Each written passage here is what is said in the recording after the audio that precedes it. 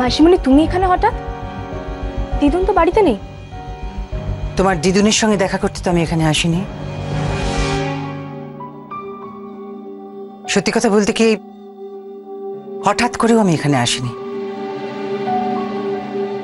আমার এখানে আসার পেছনে একটা উদ্দেশ্য তো আছেই, নইলে এ বাড়ির চৌকাঠে লীলা সেন মুখার্জি কখনো পা রাখতো না।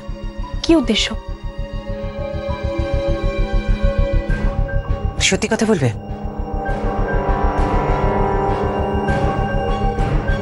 বিখ্যাত নৃত্যশিল্পী তমসা ঠাকুর এ বাড়িতে কি করছে?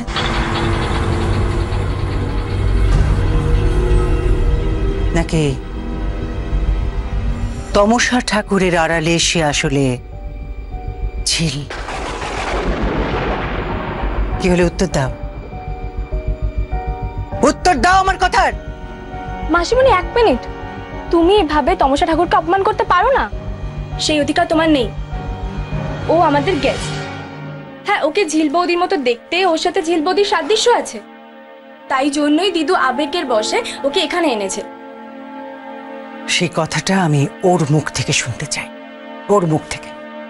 স্পিক আউট, স্পিক আউট, কথা বলো।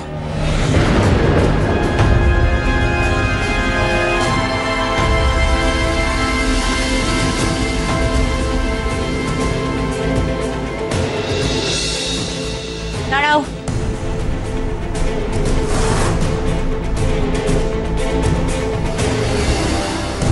পালাচ্ছ কেন? তাহলে কি আমরা ধরে নেব যে তুমি ঝিল?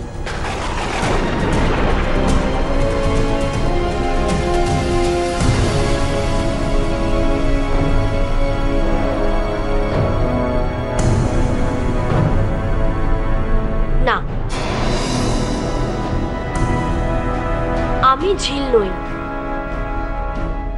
আমি তমসা ঠাকুর। আর আপনি আপনার মাত্রা ছাড়িয়ে যাচ্ছেন। আপনি ভুলে যাচ্ছেন যে আমি তমসা ঠাকুর, আর আপনি তমসা ঠাকুরের কাঁধে হাত দিয়েছেন। একরকম জুলুম করছেন। অবশ্য জুলুম করার অভ্যেস আপনার আছে। বাড়ির বউয়ের উপর অনেক জুলুম করেছেন, কিন্তু ভুলে যাবেন না যে আমি তমসা ঠাকুর। আমি কিন্তু লিগ্যাল স্টেপ নিতে বাধ্য হব।